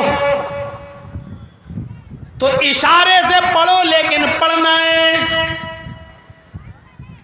पूरे बदन का इशारा नहीं कर पा रहे हो तो जबान से अल्फाज निकालिए, हरकत दीजिए, लेकिन पढ़ना है। बिलफर्ज आपको किसी जालिम आदमी ने किसी पेड़ से बांध दिया या किसी खंबे से बांध दिया है, नमाज का वक्त हो जाता है, आपको न वुजू बनाने दिया जा रहा है, न गुस्ल करने दिया जा रहा है, न आपका चेहरा किबले की तरफ है, लेकिन नमाज इस हाल में भी आपके ऊपर माफ नहीं है। आपको बांध दिया गया है, अजान की आवाज आ रही है, आप उससे एक बार कहिए कि मुझे वुजू बनाने की इजाजत दे दे। इजाजत देता है तो ठीक, वुजू बना लीजिए। इजाजत नहीं देता है तो ऐसी कंडीशन में बगैर वुजू के तुम्हें नमाज पढ़ना है। नियत कर लो, आय अल्लाह, अगर मेरे हाथ पैर खुले हुए होते तो मैं वुजू जरूर बना लेता। इस नियत पर भी तुम्हें वुजू का सवाब मिलेगा, क्योंकि वुजू बनाने नहीं दिया जा रहा है, वुजू का वक्त है, वुजू बनाने नहीं दिया जा रहा है, तो नियत से ही वुजू कर लो। आय अल्लाह, मैंने वुजू की नियत कर ली, क्योंकि मुझे जालिम ने बांध दिया, वुजू नहीं बनाने दिया जा रहा है। किबले की तरफ आपका चेहरा नहीं है, पूरब की तरफ, उत्तर की तरफ या दक्षिण की तरफ आपका चेहरा है। आप उससे कहिए कि मुझे इस तरफ किबले की तरफ मेरा चेहरा कर दो। अगर उसने कर दिया तो ठीक, अगर नहीं करने दे रहा है तो कहिए अल्लाह, मेरा चेहरा किबले की तरफ नहीं, लेकिन तू तो हर तरफ है, तेरा रुख तो हर तरफ है। अय अल्लाह, मैंने नियत कर ली कि मैं किबले की तरफ रुक करके नमाज पढ़ रहा हूँ, अगर से मुझे किबले की तरफ रुक करके नमाज नहीं पढ़ने दिया जा रहा है, और आप उसी हाल में नियत नहीं बांध पा रहे हैं, मत बांधिए। रुकू नहीं कर पा रहे हैं, मत कीजिए। सजदा नहीं कर पा रहे हैं, मत कीजिए। लेकिन नमाज आपको उस कंडीशन में भी पढ़ना पड़ेगी, जबान चलाना पड़ेगी। सुभानक अल्लाहुम्मा व बिहम्दिका व तबारक अस्मुका पढ़ना पड़ेगा। अल्हम्दुलिल्लाहि रब्बिल आलमीन अर्रहमानिर रहीम पढ़ना पड़ेगा। सुभान रब्बियल अज़ीम, सुभान रब्बियल आला। लोगों, इस कंडीशन में भी नमाज माफ नहीं है। कैसे तुम अपने नरम गरम बिस्तरों पे सोना गवारा कर लेते हो? मुअज्जिन की आवाज आती है, अस्सलातु खैरुम मिनन नौम, और तुम अपने बिस्तरों पर आज़ान सुनने के बाद भी अपने नरम गरम बिस्तर को छोड़ना गवारा नहीं करते हो। यहाँ हाथ पैर बंधे हैं, नमाज उस हाल में भी पढ़ना है। जालिमों ने तुम्हें बांध दिया है, कुर्सी से बांध दिया, चटाई में लपेट दिया, अजान का वक्त हो गया, वुजू नहीं बनाने दिया जा रहा तो बगैर वुजू के नमाज पढ़ो। किबले की तरफ चेहरा नहीं करने दिया जा रहा तो बगैर किबले की तरफ चेहरा करो। हाथ पैर नहीं चलाने दिया जा रहा तो जबान के से अल्फाज निकाल कर नमाज पढ़ो, इशारे से पढ़ो। लेकिन पढ़ना उस हाल में भी है, माफ किसी कंडीशन में नहीं है, कंडीशनें बदल दी जा सकती हैं, लेकिन नमाज माफ नहीं है। यहां जुमा तक नसीब नहीं होता है हमारे कुछ लोगों को। नहीं, मुल्ला मौलवी चिल्लाते रहते हैं, अल्लाह बेहतर जाने, मरेंगे जिंदा रहेंगे मरेंगे तब देखा जाएगा जन्नत है भी या नहीं है। इस हाल में भी नमाज माफ नहीं है मेरे भाइयों। और सोचो, किसी ने हमें अरेस्ट कर लिया, गिरफ्तार कर लिया, कस्टडी में ले लिया, हाथों में हथकड़ी डाल दी, बांध दिया, रिमोट पे ले लिया, नमाज नहीं पढ़ने दी जा रही है, कुर्सी पे बिठा के रस्सी से बांध दिया। अजान का टाइम हो गया, हमें मालूम है अजान का टाइम है, अब वुजू भी नहीं बनाने दिया जा रहा है, गुस्ल भी नहीं करने दिया जा रहा है, और नमाज का टाइम हो गया। नियत कर लीजिए, अल्लाह मैं वुजू की नियत करता हूँ, ज़बान से नहीं दिल में। अल्लाह अगर हाथ पैर खुले होते तो मैं वुजू बनाता, लेकिन हाथ पैर नहीं खुले। यहीं से आप नमाज शुरू कर दीजिए। फ़र्ज पढ़ रहे हो तो अल्लाहु अकबर अशहदु अल्ला इलाहा इल्लल्लाह आप इकामत कहिए और वहीं पर शुरू कर दीजिए अल्लाहु अकबर। हाथ तो उठेंगे नहीं, हाथ पैर तो बंधे हुए हैं, कह दीजिए अल्लाहु अकबर। आपको मालूम होना चाहिए कि इमाम मालिक रहमतुल्लाह अलैह को इतना मारा था, बादशाह ने इतना मारा था कि उनके दोनों हाथ टूट गए। जब नमाज का वक्त हुआ तो उन्होंने ऐसे ही हाथ छोड़कर नमाज पढ़ी थी, अल्लाहु अकबर। न हाथ कानों तक उड़ रहे हैं, न हाथ सीने पर बंध रहे हैं, ऐसे ही उन्होंने नमाज पढ़ी, अल्लाहु अकबर। आज भी मक्के में चले जाओ, आज भी सऊदिया में चले जाओ, इमाम मालिक के मानने वाले आज भी आपको हाथ छोड़कर नमाज पढ़ते हुए नजर आएंगे। उन्होंने मजबूरी में नमाज हाथ छोड़कर नमाज पढ़ी, लेकिन ये बेचारे आप देखेंगे बिना किसी मजबूरी के हाथ छोड़ के नमाज पढ़ रहे हैं। जब मारा ही इतना है कि हाथ उठ ही नहीं रहे हैं तो उन्होंने बगैर हाथ उठाए और सीने पर बांधे हाथ लटकाए लटकाए नमाज पढ़ी। मैं कहना ये चाहता हूं कि नमाज किसी भी हाल में माफ नहीं है, कोई कंडीशन ऐसी नहीं है। कंडीशन तो बदली जा सकती है, लेकिन नमाज नहीं। यहां तक के सहाबा किराम जब जंग हुआ करती थी तो उसमें भी नमाज पढ़ा करते थे। दो कौमें, दो फौजें हो जाया करती थी, एक फौज काफिरों का मुकाबला करती थी और दूसरी फौज जल्दी से 2 रकात नमाज पढ़ लिया करती थी। जब ये कौम नमाज पढ़ के फारिग होती थी तो दूसरी कौम जल्दी से जंग को संभाल लेती थी और नमाज पढ़ने वाले लोग जल्दी से जंग को संभाल लेते थे, और जो लोग पहले से जंग को संभाले हुए थे वो जाते थे और वो नमाज पढ़ते थे। गौर करो, जंग हो रही हो, काफिरों से लड़ रहे हो, और ऐसे मौके पर अगर नमाज का वक्त आ जाए तो नमाज यहाँ पर भी पढ़ना पड़ती है, नमाज इधर भी माफ नहीं है। गौर कीजिए, जबकि हमें मालूम है कि तीर बरस रहे हैं, तलवारें चल रही हैं, हमारा जंग में लड़ना जरूरी है, ऐसे मौके पर भी 2 गिरोह हो जाएंगे। एक गिरोह नमाज पढ़ेगा, दूसरा गिरोह जंग लड़ेगा। नमाज पढ़ने वाला जब नमाज से फारिग होगा तो लड़ाई लड़ेगा, और जो लोग लड़ाई लड़ रहे थे वो अब नमाज पढ़ना शुरू कर देंगे और हल्की हल्की सूरतें, हल्की हल्की 2 रकातें पढ़ेंगे। ज़ोहर की, असर की, मगरिब की पूरी 3 पढ़ेंगे और ईशा की 2 रकात पढ़ेंगे। सफ़र में और जिहाद की जंग के मौके पर नमाज जो 4 रकात वाली है वो 2 रकात हो जाती है। मेरे भाइयों, नमाज इस कंडीशन में भी माफ नहीं है। हजरत उमर फारूक को जब अबू लुलू ने, फिरोज ने जब तीर मारा तो उनका पेट फट गया था नमाज की हालत में।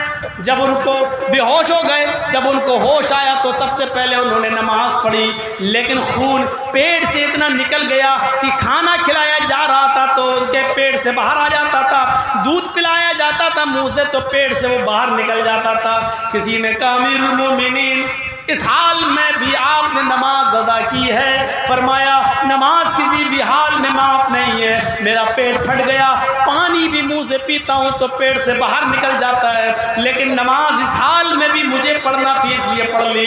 फरमाया अगर कोई दूसरा आदमी इस हाल में नमाज छोड़ दे तो क्या होगा? फरमाया लिमन तरक ला हज़्ज़ फिल इस्लामी लिमन तरक अस्सलाह। इस हाल में अगर उसको होश है और वो जानता है कि मैं होश में हूँ, इस हाल में अगर है और होश में है तो नमाज उसको इस हाल में भी पढ़ना पड़ेगा। अगर इस हाल में होश में होने के बावजूद नमाज नहीं पढ़ता है तो इस्लाम के अंदर उसका कोई हिस्सा नहीं है।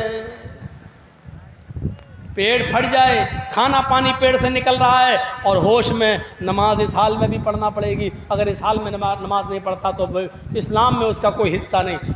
हालत तंदुरुस्ती में हट्टा खट्टा मोटा होने के बावजूद हम नमाज ना पढ़े तो उसका इस्लाम में कितना हिस्सा होगा? रहमतुल आलमीन की रहमत देखो, 50 से 40 करवाई, 40 से 30, 30 से 20, 20 से 10, 10 से 5। कहा अब मुझे शर्म आती है बार बार जाने में। अल्लाह ने कहा जाओ, लेकिन बार बार गए।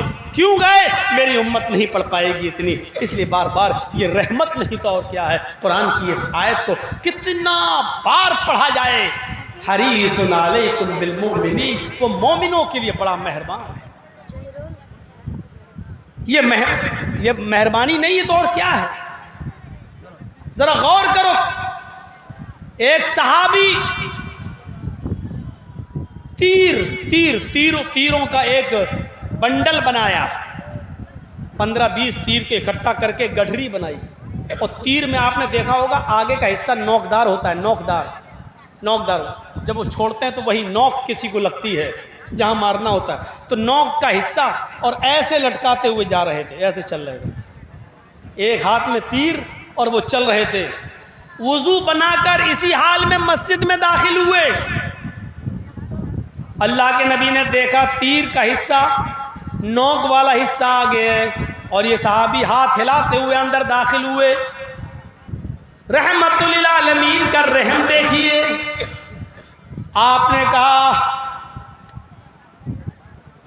आए सहाबी, आपने कहा उस शख्स से जो तीर लेके चल रहा था, आपने कहा तीर के सिरों को अपनी मुट्ठी से मजबूती से पकड़ो, तीर के सिरों को मजबूती से पकड़ो। कैला तख्दिशु मुस्लिमन, कहीं किसी तीर की नोक से कोई मुसलमान जख्मी न हो जाए। रहमत देखिए नबी अकरम की। आपने देखा साहबी तीर लेके जा रहे हैं, उधर मस्जिद में और भी सहाबा जा रहे हैं। ऐसा न हो कि आगे वाला तीर की नोक किसी दूसरे सहाबी की चुभ जाए। क्या कहते हैं कि तीर के आगे वाले हिस्से को पकड़ लो मजबूती से और हाथ मत हिलाओ। कैला तख्तिशु मुस्लिमन, तुम्हारे तीर का अगला हिस्सा किसी मुसलमान सहाबी को लगकर उसको जख्मी न कर दे। इमाम कायनात की नज़र कितनी तेज़ है। आप सहाबी के तीरों को देख रहे हैं और ये महसूस कर रहे हैं कि किसी मुसलमान को ये तीर चुभ न जाए। सच कहा, अज़ीज़ुन अलैहि मा अनित्तुम, कांटा तुम्हारे चुभता है, दर्द मोहम्मदुर रसूलुल्लाह को होता है। ये एहसास अल्लाह के नबी के अंदर इतना भी गवारा नहीं किया। जो नबी तीर की नोक किसी मुसलमान को लग जाए इतना भी गवारा नहीं कर रहे हैं, वो नबी ये कैसे गवारा करेंगे कि कोई मुसलमान किसी मुसलमान को कत्ल कर दे। कोई मुसलमान अपनी बंदूक या पिस्टल या AK-47 या तमंचा निकाल कर उसकी गोली से किसी दूसरे मुसलमान को कत्ल कर दे। आप अंदाज़ा लगाइए, जो नबी तीर की नोक चुभ जाए किसी को, इतना भी बर्दाश्त नहीं कर रहे हैं कि किसी मुसलमान को तीर की नोक चुभे। वो नबी कैसे बर्दाश्त करेंगे कि कोई मुसलमान किसी मुसलमान की गर्दन उड़ा दे। इसीलिए फरमाया नहीं, क़यामत के दिन यजीउल कातिलु यजीउल मक़तूलु, मक़तूल इस हाल में लाया जाएगा जिसको कत्ल किया गया होगा। एक कातिल ने किसी आदमी को मारा, मक़तूल को मारा, उस मक़तूल को क़यामत के दिन वो मक़तूल कातिल का सर पकड़ कर लाएगा, उसको खींचता हुआ लाएगा। जो मारा गया दुनिया में वो उस कातिल को जिसने उसको मारा था दुनिया में, उसका सर पकड़ कर लाएगा और उसको खींचते हुए लाकर अल्लाह के सामने खड़ा कर देगा और कहेगा, अल्लाह ये मेरा कातिल है, इससे पूछ कि इसने मुझे क्यों कत्ल किया था। लिमा कतलनी फसल लिमा कतलनी, अल्लाह हाज़ल कातिल फसल लिमा कतलनी, अल्लाह ये मेरा कातिल है, इसने दुनिया में मुझे मारा था, मैं इसको खींच कर तेरे पास ले आया। अल्लाह इससे पूछ के इसने दुनिया में मुझे क्यों मारा था, अल्लाह इससे पूछ के इसने दुनिया में मुझे क्यों कत्ल किया था। मुझे तो कोई वजह मालूम नहीं पड़ रही है, इसने मुझे मारा तो क्यों मारा ये आज तक हमें पता नहीं चल सका। इसने मुझे मारा ही नहीं था बल्कि मेरी बीवी को बेवा किया था, मेरे बच्चों को इसने मुझे मार कर यतीम कर दिया था। अय अल्लाह इससे पूछ के इसने मुझे दुनिया में क्यों मारा था, इसने क्यों कत्ल किया था। मकतूल कातिल को खींच के लाएगा। बहुत आसान है किसी को मार देना, बहुत आसान है किसी की गर्दन उड़ा देना, बहुत आसान है किसी को बंदूक की गोली मार देना। अल्लाह के नबी सल्लल्लाहु अलैहि वसल्लम फरमाते हैं, कसम है उस रब की इज्जत व जलाल की, अगर एक मुसलमान के कत्ल में सारी जमीन वाले और सारे आसमान वाले शामिल हो जाएं, इश्तरकू फी दमे मुस्लिमिन, एक मुसलमान के कत्ल करने में आसमान के सारे फरिश्ते मिल जाएं और दुनिया के सारी इंसानियत मिल जाए, आदम की सारी औलाद यानी पूरी दुनिया मिलकर एक मोमिन को कत्ल कर दे, एक मुसलमान को कत्ल कर दे, तो क़यामत के दिन उस एक मुसलमान को कत्ल करने वाले सारे फरिश्तों को और पूरी दुनिया के इंसानों को अल्लाह रब्बुल आलमीन लाकबुल्लाहुन्नार, अल्लाह रब्बुल आलमीन औंधे मुँह जहन्नम के अंदर डाल देगा। अल्लाह रब्बुल आलमीन ये नहीं देखेगा कि इसको कत्ल करने वाले फरिश्ते और दुनिया में सारी दुनिया के लोग हैं, अल्लाह पूरी दुनिया इंसानियत को और आसमान के सारे फरिश्तों को भी जहन्नम के अंदर डाल देगा अगर वो एक मुसलमान के कत्ल में शरीक है। तो एक मुसलमान की इज्जत और एहतराम यह है अल्लाह की नज़र में कि अगर एक मुसलमान को कत्ल करने के लिए आसमान के सारे फरिश्ते भी मिल जाएं और पूरी दुनिया के इंसान मिल जाएं और सबने मिलकर एक मुसलमान को मारा, तो अल्लाह कह रहा है कि मैं सारे फरिश्तों को भी जहन्नम में डाल दूंगा और सारी इंसानियत को भी जहन्नम में फेंक दूंगा, ढकेल दूंगा। ये नहीं देखूंगा एक मुसलमान ही तो मरा है। एक मुसलमान का एहतराम अल्लाह की नज़र में यह है, एक मुसलमान की कद्र और उसकी मंजिल अल्लाह की नज़र में यह है। हम अभी हैं कहाँ? कितना आसान है माँ की गाली दे देना, कितना आसान है किसी मुसलमान को बहन की गाली दे देना, कितना आसान है किसी मुसलमान को उसकी बेटी की गाली दे देना, कितना आसान है उसके ऊपर झूठ और तोहमत लगाना और इल्ज़ामात के क्या अंबार लगा देना, बहुत आसान है। लेकिन एक मुसलमान की इज्जत व आबरू कितनी है इसका एहसास हमें नहीं होता है। अल्लाह के रसूल ने रहमत सिखलाई, रहमत फरमाया, जब तुम बिस्तर पर सोने के लिए जाओ, जब तुम बिस्तर पर सोने के लिए जाओ, जब तुम अपने बिस्तर पर सोने के लिए जाओ,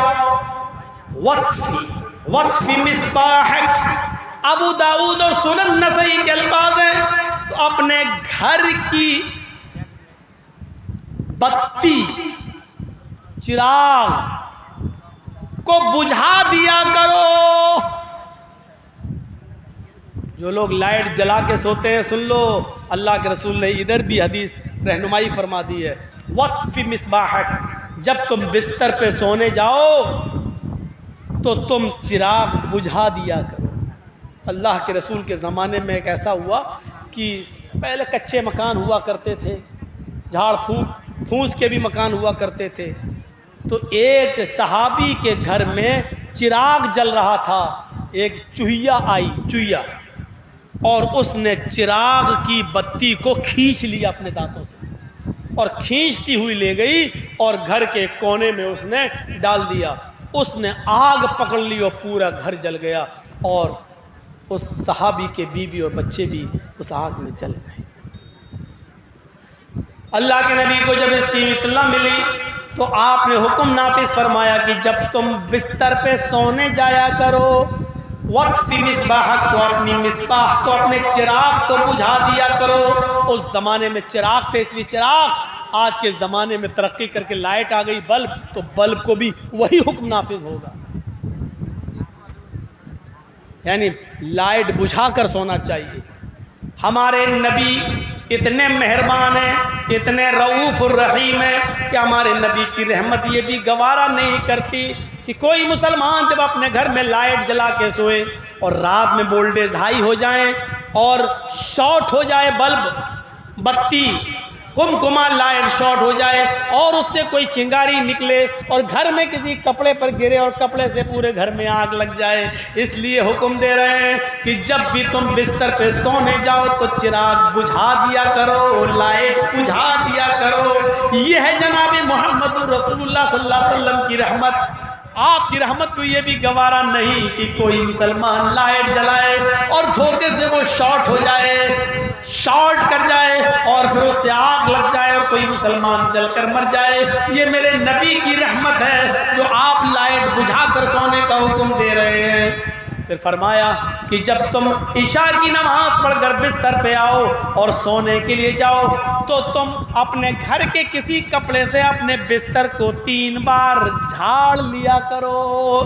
और अगर घर में तुम्हें कोई कपड़ा ना मिले, बिस्तर को झाड़ने के लिए कोई कपड़ा ना मिले, तो अपने ही तहबंद का, अपनी लुंगी का एक कोना लेकर जिस बिस्तर पे तुम सोते हो उसको 3 बार झाड़ लिया करो। दीवारों पे अक्सर छिपकलियां चढ़ती हैं, खतरनाक जानवर भी कभी कभी घर में आ जाते हैं। इशा की नमाज का वक्त बड़ा अजीब होता है। आदमी नमाज पढ़ के आया, लाइट बुझाया, सो गया, बिस्तर पे पड़ गया, चला गया, उसने अंधेरे में देखा नहीं कि इस पे छिपकली पड़ी है या कोई बिच्छू पड़ा है या कोई खतरनाक जानवर है, और वो अंधेरा करके बिस्तर पर लेट गया और उस जहरीले जानवर ने उसको डंक मार दिया और उसके जहर से वो मर गया। इसलिए फरमाया कि जब बिस्तर पे सोने जाओ तो लाइट बुझाने से पहले उस बिस्तर को 3 बार झाड़ लिया करो, 3 बार झाड़ लो, उसके बाद लाइट बुझाओ और उसके बाद सोया करो। इसलिए हमारे नबी की रहमत ये भी गवारा नहीं कर रही कि कोई मुसलमान बिस्तर पे सोने जाए और बगैर झाड़े हुए बिस्तर पर लेट जाए और कोई खतरनाक जानवर उसको डस ले, डंक मार दे और उसको काट ले और वो मर जाए। मेरे नबी की रहमत इस बात को गवारा नहीं कर रही है, इसलिए हुक्म दिया कि बिस्तर को झाड़ लिया करो। फिर फरमाया खुली हुई छत के ऊपर मत सोया करो। इब्ने माजा के सफात पर यह हदीस देखो, गर्मी है, खुली हुई छत के ऊपर आप चले गए, खुली हुई छत पर जब तक उसकी मुंडेर न बांध दी जाए, मुंडेर का मतलब कोई दीवार खड़ी कर दो, क्योंकि बहुत से लोगों को नींद में चलने की आदत होती है। रात में आप सो रहे हैं, खुली छत में कोई ख्वाब देख लिया अंधेरे में, रात में उठ के भागे और वहां मुंडेर ही नहीं है, छत से गिरे नीचे, 3री मंजिल के नीचे आए और सर फट गया और मर गए। इसलिए फरमाया कि सुनो, जो आदमी खुली हुई छत पे सोता है, बारियत जिम्मतुल्लाह व जिम्मत मोहम्मद, अल्लाह की जिम्मेदारी और मोहम्मद रसूलुल्लाह की जिम्मेदारी उसके ऊपर से बरी है, मैं बरी हूँ, मैं उसका कोई जिम्मेदार नहीं हूँ। यानी वो अपनी मौत का खुद जिम्मेदार है। यानी साफ तौर पर मना कर रहे हैं कि खुली हुई छत पर मत सोइए, और सोना ही है तो छत की मुंडेर बांध दो, इतनी ऊंची ऊंची दीवारें कर दो कि अगर तुम रात में उठकर चलो भी तो कम से कम नीचे न गिरने पाओ और दीवार से तुम रुक जाओ, मुंडेर से तुम रुक जाओ। खुली हुई छत पर सोने से मना कर दिया। अल्लाह के नबी सल्लल्लाहु अलैहि वसल्लम ने, मेरे नबी की रहमत को ये भी गवारा नहीं है कि कोई मुसलमान खुली हुई छत पे सो रहा हो और रात में उठे और नींद में चल दे या डरावना ख्वाब देख ले और भागे और नीचे गिर के मर जाए। मेरे नबी की रहमत इस बात को गवारा नहीं कर रही है। लक़द जाअकुम रसूलुम मिन अनफुसिकुम अज़ीज़ुन अलैहि मा अनित्तुम हरीसुन अलैकुम बिल मुमिनीना रऊफ़ुर रहीम। मोमिनों के लिए वो ख़ास मेहरबान है। मेरे भाइयों, ये 2.25 घंटे की तकरीर थी मेरी, जो मैंने आपके सामने रखा। नबी अकरम की रहमत मुसलमानों के साथ। उम्मीद करता हूँ कि इंशाअल्लाह नबी अकरम की इस रहमत भरी ज़िंदगी से हमको सीखेंगे और हम अपने नबी के बताए हुए तरीके पर चलने की कोशिश करेंगे। हम अल्लाह से दुआ करते हैं कि बारे इलाह